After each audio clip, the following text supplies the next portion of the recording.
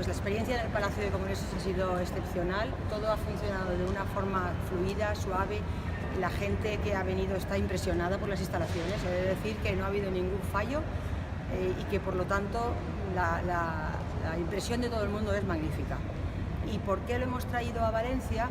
Bueno, yo he estado muy metida en esta asociación, en la Asociación Europea de Contabilidad durante mucho tiempo, no voy a deciros cuánto, y siempre, o muchas veces, me han preguntado ¿por qué no vamos a Valencia? ¿Por qué no vamos a Valencia? Y en un momento dado tomamos la decisión de animarnos con un grupo de profesores del Departamento de Contabilidad de la Universidad de Valencia, que son mis colegas.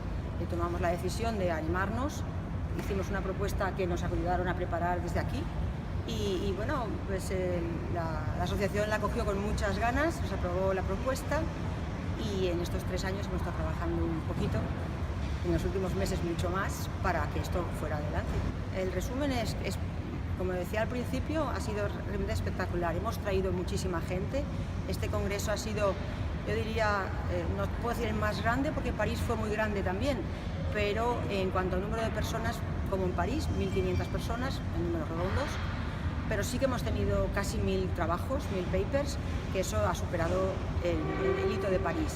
Por otra parte, tenemos una representación de 50 países aquí, con una presencia de europeos muy grande, pero tampoco puedo olvidarme de la cantidad de americanos, canadienses, australianos o chinos que hay. Hay gente de todo el mundo y todo el mundo está muy contento con estas instalaciones, muy impresionado y desde luego muy feliz de estar en Valencia.